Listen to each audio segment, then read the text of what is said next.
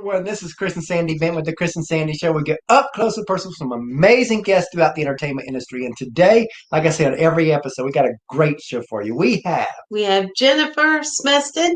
Her breakthrough hit, Half the Man, has over 18 million streams after first blowing up on TikTok. The song went to peak at number 3 on iTunes Country chart and at number 10 on the iTunes All Genre chart. And we're excited to talk to her a little bit about that, about new stuff, and just a little bit about her life. So, Jennifer, welcome to the show. Yes, welcome. Thank you so much for having me. So, I always like to start the show out the same way. How has COVID affected you, and what have you done to kind of maneuver through this crazy new maze we have? Yes, crazy is a great word to explain it. So I've had a lot of blessings in this past year, but it's been really hard emotionally for me. So I did sign a record deal, a publishing deal during this pandemic, which has been a blessing. And my social media has grown, and my music and streams and all of that has grown and been I guess like streamed all throughout the world. So that part is incredible. But then a lot that comes with that is, of course, ripping yourself out of community, like specifically my church community and a lot of my friends. So at 10 years old, I guess my whole life, but at 10 years old, I was diagnosed with Tourette syndrome, OCD, and social anxiety. So I noticed this past year, my social anxiety is like, woo! I'm like, I know, because we've been ripped out of community. So honestly, it's been tough trying to get back into the world and like seeing people again. And I thrive in that. Love to be around people, but I did not realize, like, being out of it for so long, it's like, oh my gosh, like, and I've been grieving it. So it's been hard, but I have had a lot of blessings. Yeah, we've been really lucky because living in Georgia, everything's pretty much been open. So we've been back to church since August. Nice. That's amazing. Yeah, I don't know when I started back. It was honestly, it's probably more like January, but it's been so great to be back. Oh, wow. Love that. And, with us, like, it's like a silver lining for us because we launched the show January of 2020. And a couple months before COVID. Yes. And we thought, man, our goal was 100 interviews our first year. Wow, that would be a lot of shows. And we thought that would be pushing it, to be honest, because we had it set up, and we was only going to do it once a week. We wasn't going to be daily like we are now, but we were going to do once a week. So we had it set up, and we thought, man, 100 would be really pushing it. And then COVID happens. Yeah. And I told Sandy, you know what? This could be our time to shine. Because artists like you are going to need a place to talk. And we went from, once a week to a couple times a week to 5-6 times a week. And because of that, we did over 300 interviews last year. Oh my gosh, in 1 year. That's our first year, First year. And knowing nothing about none of this, so it's just crazy. Some people, they do a lot of shows and they've been in radio for years, and then they start this podcast. We knew nothing. I mean, we did some interviews back in 2014, but it wasn't like a show. Full of audio ones that we transcribed at that time. Yeah, because we even got to interview Kelsey Ballerini back then before she was Kelsey. We really didn't know all this. We just said, you know what, let's just do this. And then here we are almost 400 interviews later. Wow, that's insane. All it takes is an idea and a passion and apparently a pandemic. That was it for us. Yeah, because I kind of joke with Sandy a lot, and I hate to say it this way, but it's true that 5 years from now, if we're like a Bobby Bones show or a Ty Bentley show or a Kelly Clarkson show on TV or something, we're going to kind of owe COVID this whole thing. Oh, yeah. I mean, hey, my goal, it was so funny because my goal for 2020 was to start touring again, because I was writing a lot that previous 2019. Yeah. Okay, my goal is now to get back on doing some shows, get on the road. And so I'm like, of course that didn't happen. But one of my other goals was to grow my social media and my streaming platform. So he's following you on Instagram. Awesome. Yes, because things started moving online so much. People were like doing all their entertainment for online. It really did benefit me in that way. So it's crazy how things work out. Yeah. So a lot of people ask, when did you know you want to do music? But I always like to go deeper than that. When did it click that this could actually be a career? Um, I like to describe it. I truly feel like my 3-year-old dream is still in my 28-year-old body. I've always been a dreamer. So, I mean, since 3 years old, I knew I wanted to do country music. It was always country music. I never wanted to do pop or, anything else. It was just country music. I grew up on 90s country. And then when I got to high school, figuring out what I wanted to do in college, I knew I wanted to go to college because I've always had a personal goal to have a Mm, bachelor's degree. Mhm. But when I was figuring out like what am I going to major in, I knew I wanted to do music. So I'm like, yeah. I love math and engineering, and so I thought about going into something like that. I'm like, I just don't think it's going to do anything for me because I want to do music. So Yeah. I Right. ended up majoring in communications, and it actually has really helped in life, in interviews, and learning how to do my own press releases in the beginning of my career. So Wow. Wow. communications, actually, I didn't think getting a degree would help me whatsoever, but because I majored in communications, it has helped in this Mhm. music world. So I guess when I was figuring out maybe my senior year of what I wanted to do in college, there was never a question that I wanted to do music. It always came back to Wow. So what are some hobbies you like to do outside of music? I, it's so funny because my career is music and a lot of my hobbies have to do with music. I know. I was joking about this with my friends the other day. They're coming over and we're like, it's so funny because sometimes we want to get away from our job, from music, from talking about But you can't. exactly from whatever. Mhm. But then the fun thing for us to do is show each other all of our new songs and demos, and we're like, well, we're still kind of talking about career. But aside from music, I love to go on walks. I love the sun, anything with sunshine and outdoors and pools, and I love to be outside. I love to walk. I love to hike. Sports, anything really like fun and active and outdoors. I love to do. So what would you say is something quirky about Oh gosh, something. I mean, I guess I hate to admit it, but I have like a million embarrassing moments. And people who know me, they call them like Jen moments. So like all my Jen moments. I'm not very good at like enunciation of words. So you? you'll Mm. hear me say Mhm. something like I remember one specifically. I was trying to outsmart the word, and so it was Mhm. like I was ordering Cajun chicken, and in my Mm. mind, Cajun is way too obvious for it to be Cajun, so I ordered it Cahoon. Oh, that's funny. My gut was right. Because it's Oh. obvious to me. I'm like, there's one of the million Jen moments. I've been pretty lucky because I have a lot of moments like that when we're out and about, but I haven't Yeah. had those moments on the show yet. On the air yet. Oh, Yeah. seriously, if I don't have one today, it's a miracle.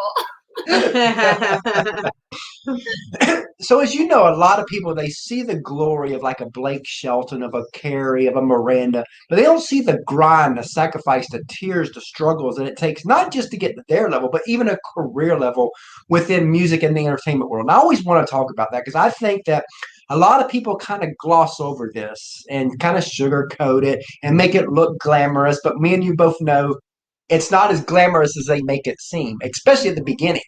So I'm going to tell a quick story to help guide us where I want this to go. But back in 2014, we interviewed Allison Steele with Two Steel Girls. And at that time, they were full time with music.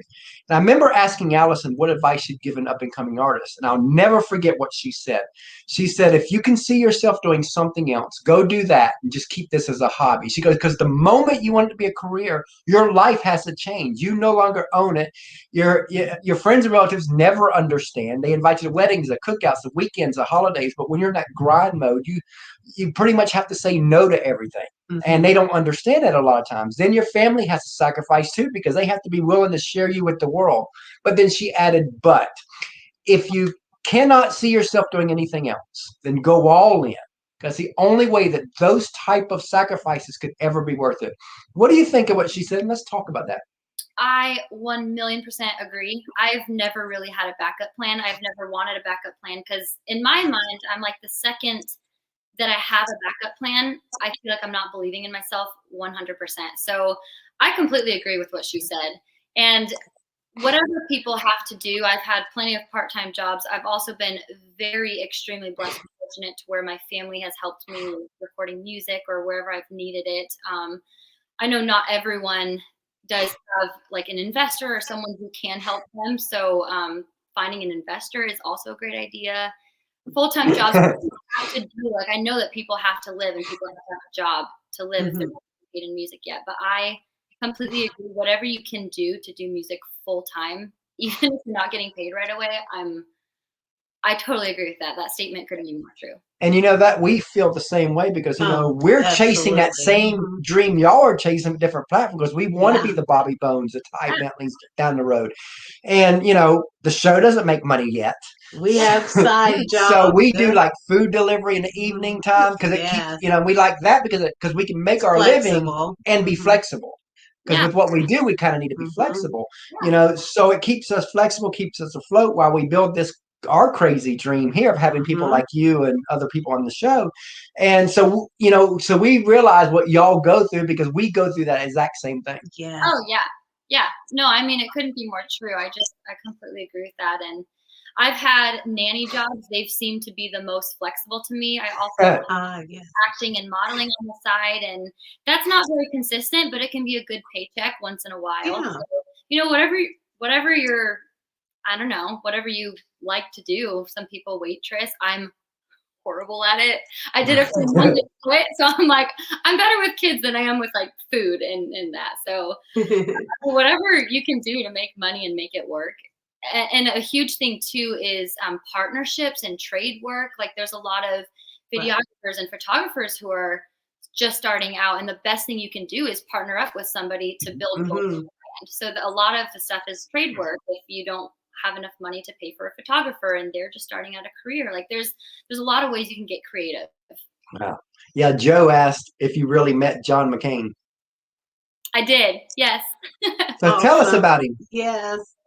He was one of the kindest humans I've ever met. He was just a very gentle, like his soul was just gentle. I met him back in, I want to say it was like 2015 or 16, and I sang the national anthem for one of his events, and he signed a thank you card and a picture of both of us, and just went out of his way to invite me to sing and to thank me.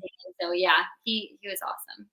We've had a few people that's met George W. Bush, and they say the same thing about GW, as he's just one of the most kindest people you can meet. Yeah, I've heard that too. Love that. Yeah. So we talked about the sacrifice side a little bit. Let's talk about the glory side now a little bit. Tell us a few moments where you're like, wow, I got to do that, or wow, that happened. I get those moments randomly. When I was Miss Arizona in 2013 and competed at Miss America, wow. I don't know I don't know how to explain it, but there's something that happens that you just do what you have to do. And when you win and you move on and all that stuff. So then like, it'll hit you a month later or at random moments. You're like, oh my gosh, this is happening. I'm competing at Miss America. The same thing has been happening in my music career. Wow. I'm just doing what I love doing. And I don't know, once you're so busy, you kind of just go through the motions and, you just do it. And then you get a moment, it'll randomly hit me. I'll be driving or I'll be in an interview like this. And I'm like, I cannot believe millions of people have heard my song. I cannot believe I have a record deal. So it's hard to explain, but it just happens randomly, so randomly. Love it. Now you're going to perform a song for us, right? I am, yes. So tell us about the song, and the floor is yours. Yeah, so Can't Have Mine is my newest single, so I'm going to play that one for y'all today. And I wrote this one back in January, so it was a pretty quick release. And it's about being in a relationship where someone doesn't value your time and your energy and the love that you put into that relationship. So this song is sad, but it also is empowering because it puts you in a different perspective where you can say, hey, I actually don't deserve to be treated this way. So you're strong enough to be able to leave that relationship or know that you deserve better. So love that. I'll give it a play. You guys can listen to it on everywhere, wherever you get your music, YouTube, Amazon Music, Apple Music, iTunes, Spotify. It's available everywhere. Love it. This is Can't Have Mine.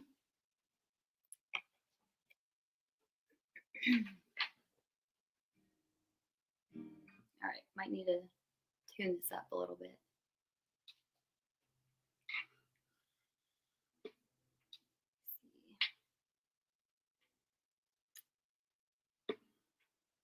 Oh, it's good so far.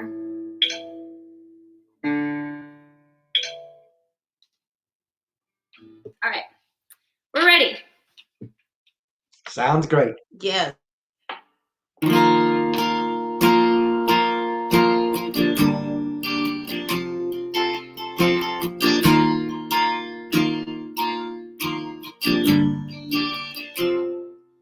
This is the third night in a row I've stayed up way too late. Hoping this time it's different, some things just don't change. What if I leave? What if I don't? What if you see when I'm already gone? What if I'm all over your mind and you let me walk away? I can't believe I let you string me along like that, making me wait on a you that we both know I'll never have. Can't take one step forward and 16 back. Having my heart and treat it like that. You took your time. Now you can't have mine.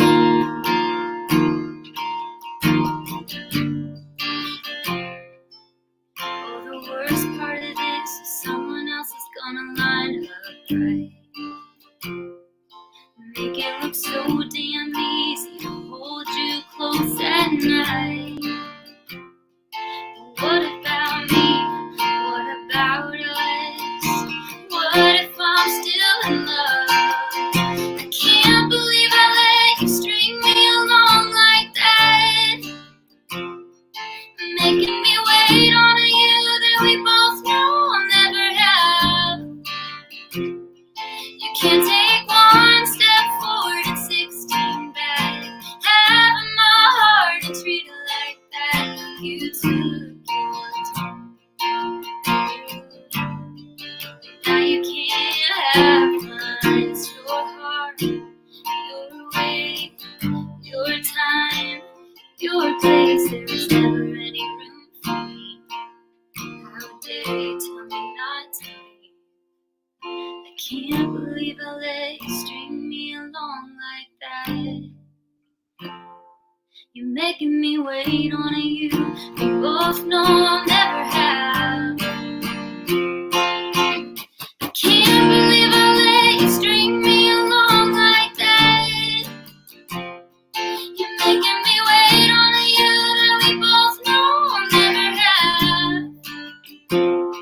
You can't take one step forward and 16 back. Having my heart and treat it like that. You took your time. Now you can't have mine.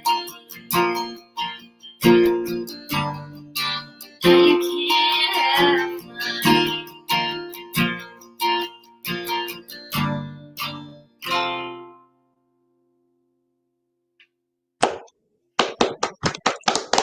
Oh, great job. Love it. Love it. Love Yes. it. Guys. Really beautiful song. Yes. Thank you. Now, let's shift gears a little bit and talk about your other song, Half the Man. Tell us a little bit about that one. Oh, Half the Man is one of the most meaningful songs to me, of course, because I wrote it about my dad and our father-daughter relationship. And when I wrote it, I had no idea that it could be played at weddings. Like that wasn't my Oh, wow. Wow. I want to write a father-daughter dance song, but Mhm. people started playing it at their weddings. And Oh, wow. Oh, wow. Amazing. I've always been so attached and emotional and connected to father-daughter dance songs, and I was mess at weddings when people would dance to those. So it was to be able to write my own and explain how I felt about my dad. Wow. very healing, and it's been awesome that people have been able to relate to that as well. I love that. And that was what took you off, huh? Yes, yeah. It's like a full circle Just moment. exploded. Yeah, and I love that the song about my dad, my parents have both supported me so much in every way. Obviously, like my entire life. So for a song to be able to take off that's about my dad, it's just that I couldn't have planned it better myself. That is awesome. So as you know, a lot of people, they see you as the artist, but they don't see the team behind you. And in our opinion, the team never gets the love they deserve. No, but on our show, we want them to get some love. So take a few moments just to tell us about the team that helps you be who you are. Yes, I have such an incredible team, and oh my gosh, it's been crazy because I've been doing everything myself my entire career and my entire life. And then since a year ago, let's see, in June, I signed a record deal, so less than a year ago. And then a few months later, I signed management, and then I signed publishing. And oh wow, they've all been incredible. I love my team at the publishing company, at the record label, and my management team. My management, they're the people I talk to 24/7. So Greg Hill is my manager, and Grace Jones, and they are so incredible at Hill Entertainment Group, and they're like family. Like I can't explain it. They're just like family, and they do everything, and they take all my crazy phone calls of, what am I doing? Can you remind me if I'm good? Can you, they'll reassure me when I'm having my doubts, and they take our buddies at Backstage Passes there. Yes. Yes. Oh, hey guys. Oh my God. I talked with them last week. They're incredible. Yeah, he's been a great friend of ours. He has, absolutely. Yes, Brandon's wonderful. So, speaking of teams too, like you said, your mom and dad was a big part. Tell us a mom or dad story, or both story, and you probably got thousands of them. I get that, but tell us one that stands out where they went above and beyond for your career, and you're like, wow, they really do get this is my passion.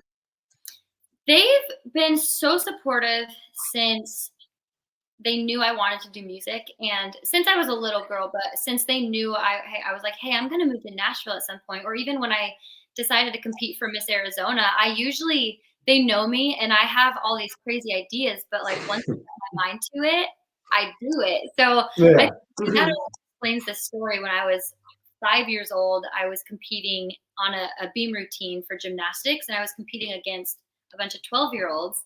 And I told my dad, I was like, I'm going to win the gold medal. And at 5, I'm 5 years old, competing with graders. And my dad being just like, I totally believe in you, but I'm also going to speak truth and reality to you. He was like, hey, I'm so proud of you for doing this, and you can totally win the gold medal. But if you don't, like, that's okay too. And I just listened to him. I'm like, okay, but I'm going to win the gold. I go on to win the gold. Wow. And so since then, he's like, since you were 5 years old and you won that gold medal, like, I knew you were going to do huge things. So he's carried that through. With Miss Arizona, he's like, she's going to win. And with music, he's like, all right, we're going to support her in however way we can, because she's going to do it. So, he don't try to throw some truth in there anymore. I mean, not really. He's like, I'll speak truth to you. He's like, but you always figure it out, so I don't really need to. But support. It's their support that's just, I could not do without them. I know I can call them. I know I can rely on them to talk to me, to fly out here if I need them, anything. And it's not even the fact that they believe in me more than they're just there for me no matter what I need. And I wish more parents would understand that, because a lot of times when artists come home, I want to be a musician. Oh no, can't do that. And nothing against the parents that do that. I think that sometimes they don't see the whole picture, because they see the Blake Sheltons of the world, and then they also see the broke brother-in-laws of the world that never make a dime. And so they never really see that there's so many layers to music, that there's a lot of people that make a living, a good living, and you never hear their name. Yeah, it's so true. And my dad, He's always done acting on the side his entire career. He's an airline pilot. He just retired in November, but so he understands like the entertainment world a little bit. But we've, as a family, like I've been learning so much in Nashville, and learning and growing with me, and it is, you know, you learn things and it's harder than you think, but you never expected it to be easy in the first place. So he's my parents, they always remind me to enjoy the journey and instead of stressing so much about where I'm at in life or whatever it may be, because my dad specifically, becoming an airline pilot was not the easiest process either. So he always his favorite part of his career was even before he was hired with United. It was when he was making no money and he was flying with all of his best friends, and some of your favorite memories and best friends are going to develop in this season of honestly being broke and not having a team behind you. And he's always reminded me of, he'll speak truth to me, and he tells me it's hard and it takes hard work, but I believe in you and you can do it. And you know, you kind of want to develop those friendships during the time of brokenness, because the higher you go, the harder it is to know if people are using you.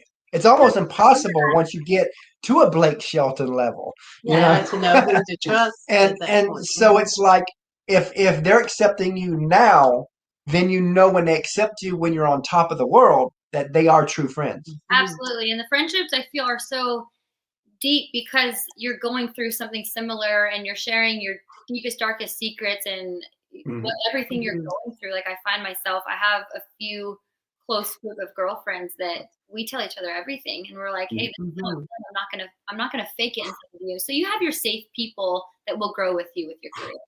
Love that. Now, you know, we're talking about the teams. We got a third co-host, our little 9-year-old that we bring on. So she's got a few questions. So Sandy's going to go get him. And we've got a 2-year-old daughter that when she gets older, she'll be plugged into the show too. Oh, so sweet. Because we are a family affair show. What's funny is I've so many times talked about we're a family affair. And I was like, you know what? Maybe that should be our media company name. So we created the media company name, Family Affair Media. I love it. And what's funny about that, and this wasn't planned, but the initials of Family Affair Media is FAM. Oh, it is. That's awesome. Wow. And so you gotta love that. And just so you know, we bring on actors on the show too, which is pretty cool. Okay. Yeah. So is it? I have a question for you guys too. I want to know how did this become a passion for you guys, and when did you know you wanted to do this? Well, what had happened was Sandy's always followed my passions all my life.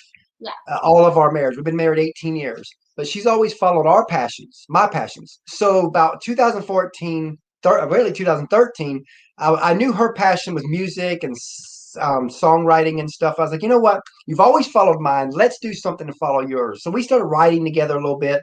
Now we write lyrics. We don't write the music side, but we write lyrics. And we had a lot. We wrote like 300 sets of lyrics first year. Really fun. Then I was like, well, we'll never get these in people's hands unless we know songwriters and singers. So I started connecting with a lot of Nashville people in 2014. And then I came up with this crazy idea to start New Country Buzz. I was like, you know what? These people need to be known. And I was like, they're so good. And so we started that to kind of get them known. And then by 2015, it got so busy and life just happened and we had to shut things down. But then it was always in me like, oh, you know, we never finished what we started. So by 2018, it was killing me, eating me up inside. We relaunched New Country Buzz then. Then in 2019, I told Sandy, you know what? We need to go to that next level and actually do a show. And then we started the show 2020, and here we are. So in a way, you could say it was her passion that started this, and now it's become our passion. I love it. I love that story. Okay. Hi, Jennifer. Hi. So, what's your favorite food? What's my favorite food? I love pizza. Ooh. And what's yours? Pizza. Yes. What toppings do I like? I like pepperoni, sausage, and supreme. Ooh, the meat lovers. I just usually do pepperoni. Okay, what's your favorite TV show? I've been watching This Is Us, and it's probably my favorite. I like Friends as well. We love that one. Us is such a good. It's such a good. And what's yours? Mine is SpongeBob. Yes, I watched that too. And you know what's cool is because he watches a lot of Nickelodeon shows. So because of that, we've reached out to the teams of people on the shows he watched, and we've been able to bring up quite a bit of people from Nickelodeon onto our show. Oh, I bet that's so much fun for you. It is. Yes. And it's fun to watch his eyes light up when the person on TV is there, or even the person that you hear on the radio, because we've had people like Randy Travis, Sarah Evans, Lee Bryce on the show. So when all of a sudden he's like there and he lights up. So he's like, this is really cool. I love that. Yeah. He's got one more question. All right. So what's your favorite movie? Ooh, this is a tough question. I have two separate favorite movies. I love Grease with Travolta and Newton, but I like sports movies. So I like Miracle and The Sandlot and Moneyball, like The Blind Side. I love all those kind of sports movies too. So you fit in going on Brandon's show last week. Yes, yeah. He said it unintentionally, but I was like, oh, this is perfect. And what's your favorite? Okay, my favorite movie is the Minion movie. I don't think I've seen that. The Despicable Me. Yeah. The whole series. The whole series of like he's got a Minion shirt on. I love Minions. I think they're so cute, but I haven't seen the movie. And our little 2-year-old loves those things. She gets really so excited when she sees one. Well, I'm gonna have to go watch it. Maybe that's my this weekend. Yeah. Bye, thanks. Bye, thank you. Nice to meet you. Nice to meet you too. Yeah, he loves the show, and we want to be the big Bobby Bones or something. But you know what? Sometimes we wonder, what if the show is supposed to be connections for them? Yeah.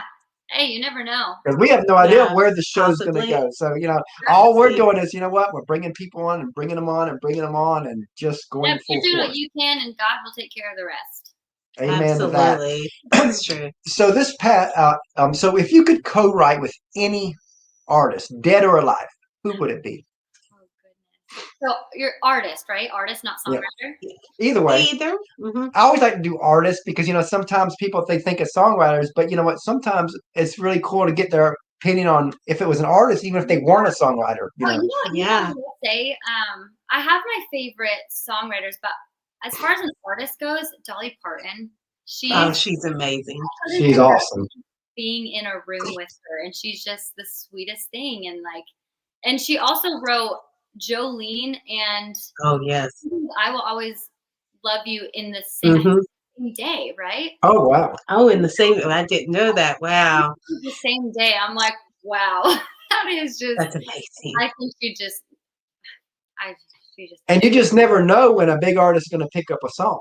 Yeah, exactly. Yeah. Like I remember one of my favorite stories is a guy walks into one of the bars in Nashville, and a guy's singing a song.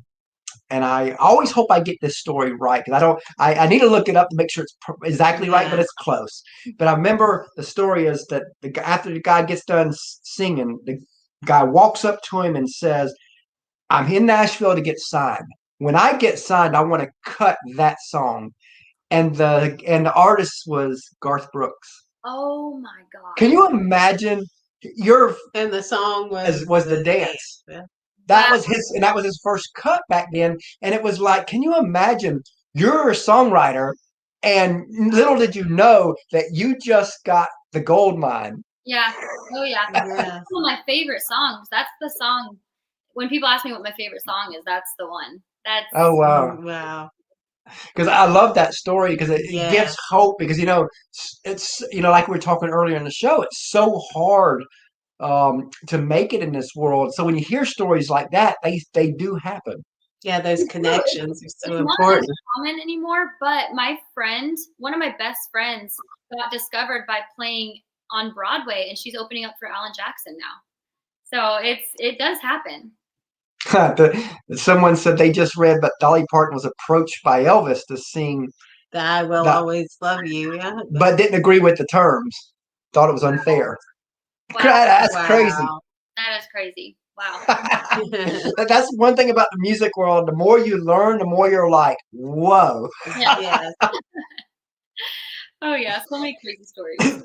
So this past or 6 years ago, Mm-hmm. when we interviewed Kelsey Ballerini, I asked her where she wanted to be in 5 years. I always like to tell this story before I ask the guest same question because the answer she gave us back then is to the T of what she's living now. I mean, she knew where she was going. Yeah. So knowing that, where do you want to be in 5 years? Well, I hope in 5 years I have, let's see, let's say 2 to 3, probably 3 full albums out and released, and maybe a few #1 hits on the radio. I would obviously love to win a Grammy, be a regular at the Grand Ole Opry, or be inducted into the Grand Ole Opry. So there's just a lot of like music goals in that way, and then some personal goals too. I've always wanted to have a family, so get married, have kids. I don't know that that's a 5 year. I don't know if I want kids. 7, but we'll see. But I don't know. I have a lot of goals, and I I have a huge passion for helping girls, specifically ages like 13 to 30, in relationships. Oh, wow. A lot of my songs are kind of about that. So I would love to be able to, I don't know, even if it's just being some type of inspiration for those girls. Like I have a huge passion in talking about mental health, talking about relationships, Mm-hmm. sharing all of that. So I'm excited to see how music will allow me to have that platform to be able to share my story with all that. Yeah, because that's a great thing about songs. It gives you a platform, and the bigger you get, to really talk about what you care about. Mm-hmm. Yeah, exactly. Mm-hmm. So let's look further down the road. Now, let's say 15 years down the road, you're a success on a grand scale. Whatever that looks like for you, you're there. If the person you are today could meet her, your future successful self, what would you want to remind her?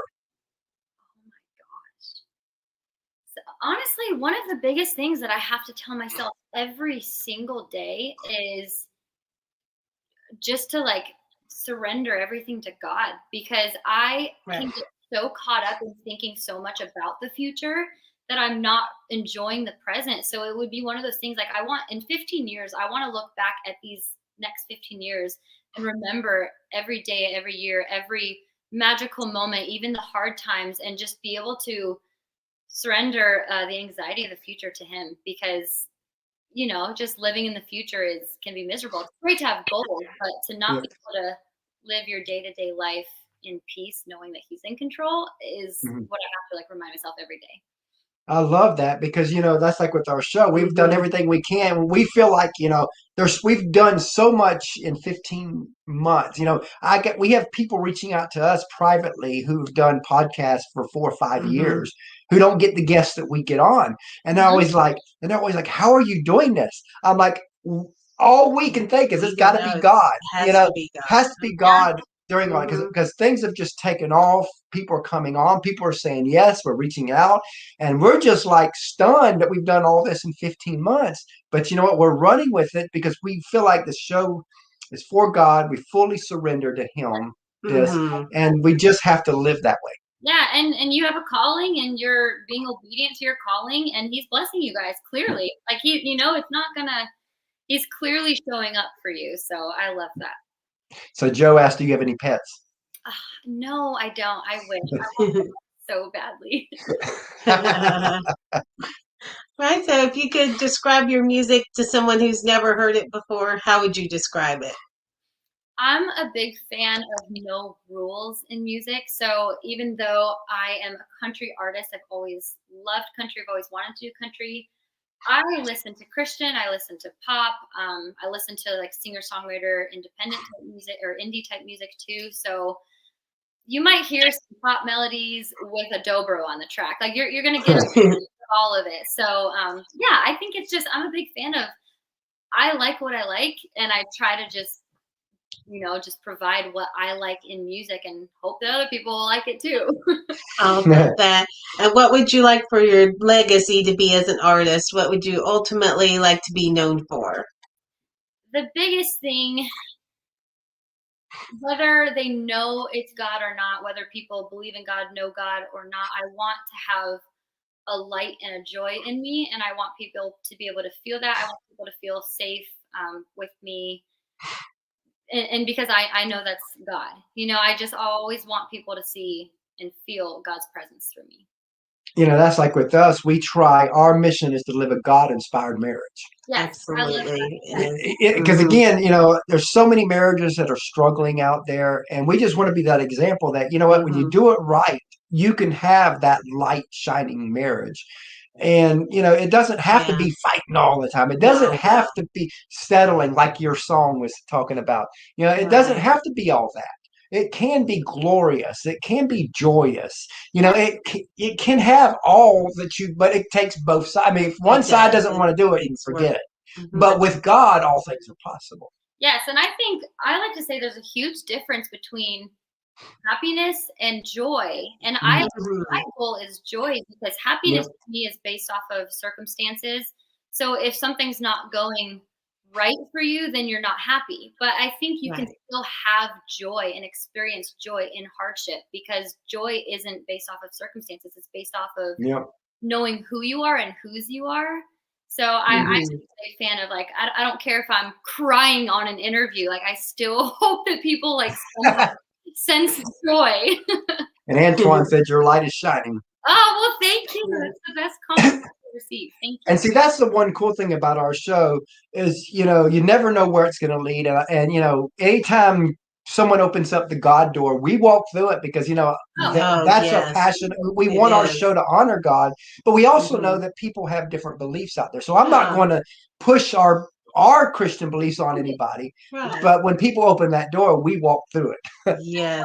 And I hope, like, if I never say God's name ever again, I still hope that people can know that it's something bigger than us. Exactly. Absolutely. You have to preach and shove the name Jesus down people's throats, but like hopefully just the way I live, I'm going to make plenty of mistakes. I do every day, and just the comeback from the mistakes and knowing that I'm forgiven, and just all of that, like, and also being super open about mental health and what I all that. I never want people to look at me and think that I live this perfect life without any struggle. Yeah. Right. And you're talking about that you want people to see that even if you don't mention God. I remember the story, and I can't remember who said this, but I loved one of my favorite stories. A guy who's a pastor was asked to speak to junior achievement. But as you know, junior achievement's part of the public school system. And they let him know that, but you can't talk about God. So he's like, how do I tell my story without talking about God? But they said that's just the rules. So he said, okay, I'll find a way. And he said he did not mention God once, but after it was over, he said many of the students came up to him and says, "Are you a pastor?"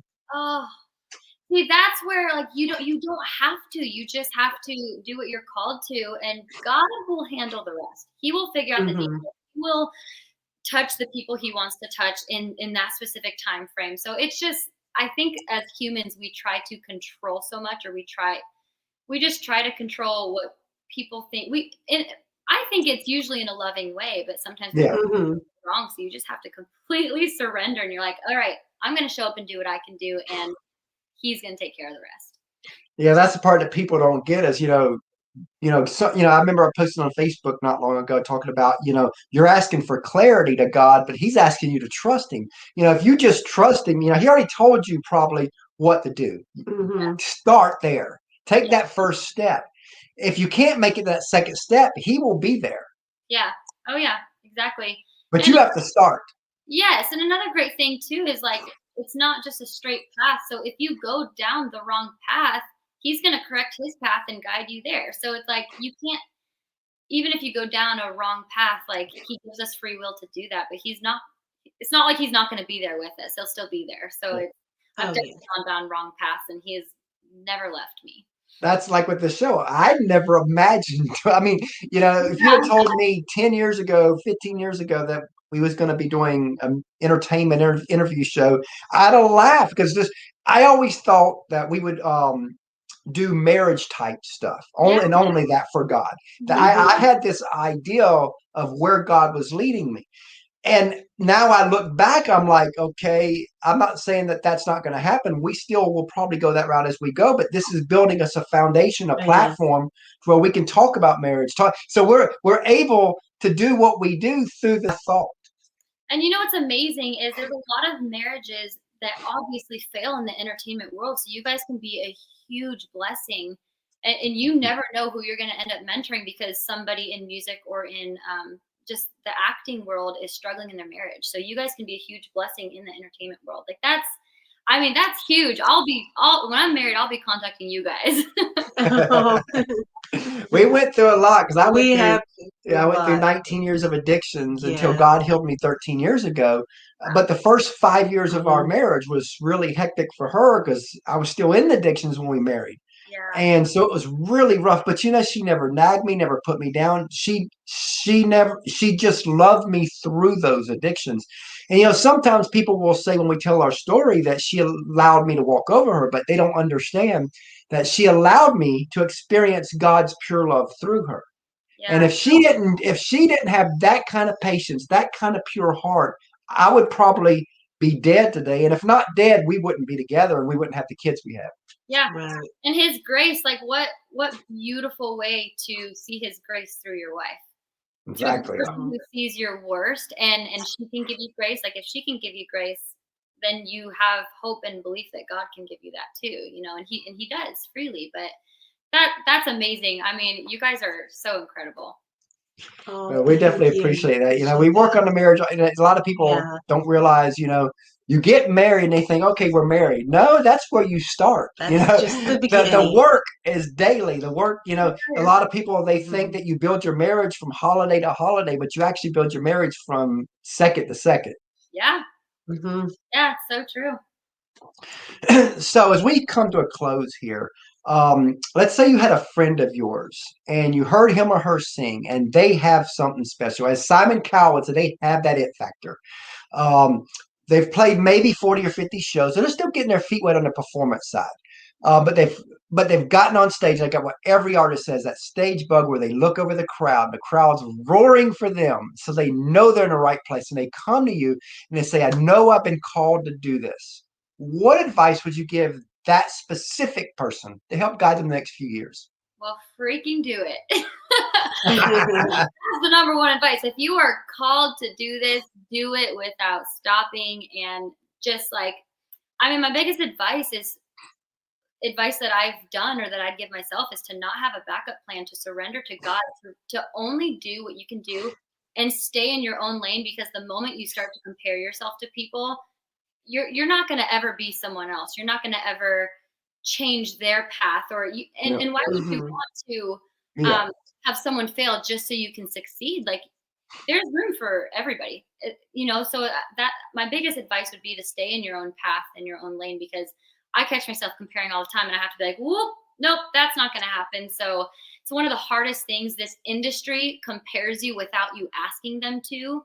You're compared when someone gets a number one hit and the other person's in the number 2 spot. When someone wins that Grammy, the other 4 are just nominees. Like you are compared constantly. So to be able to, as much as you can, stay in your own lane and be able to celebrate other people's successes, I think is probably one of the most important parts mentioned for your career.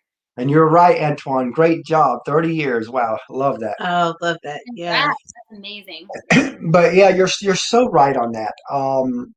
Again, there's so much room at the top and all that. There is. And although, not everybody's going to make it, we know that, because but people will start falling off, and that kind of rises you up, because more people that do fall off, all of a sudden, oh, Jennifer's not quitting. Yeah. Just staying the course. Because I think that's what, like they called Nashville the 10-year city for a reason. Most people leave within 5. Yes. And you're right. Like persistence, that is key as well. The consistency and being persistent is key, because I believe if you're called to do it and you do it and you listen to that calling, then you're going to be successful, as long as you stay true to yourself. But I don't know if this is true or not, but I kind of believe that if people decide they want to go a different route, then this probably wasn't their calling. So I don't know. Yeah. We agree with that, because again, and you know what? 2020 probably, I think, was a gut check for a lot of artists. Is this really what I want to do? And is this really what I've been called to do? Because again, 2020 was that moment where you're like, do I do this? Yeah. And a lot of people have been playing in a band for years and years, and they've done something completely different. I have a lot of friends who are realtors now, and you know, so and that's totally fine. That's totally okay. You don't have to do. If you're talented, you can go sing somewhere else for fun. Like you don't have to do this as a career at all. I just think you're right. The pandemic is definitely you know, like Allison said, if you can see yourself doing something else, go do that and keep this as a hobby. Totally. Yeah. I completely agree with that. Yeah, because there is so much work. But, you know, as we close here, what's next for you? I'm writing like crazy right now as I'm waiting to find out what happens with touring and all that kind of stuff. So right now I'm just writing, getting ready to record and release some new stuff soon too. Love that. So tell everybody how they can reach out to you.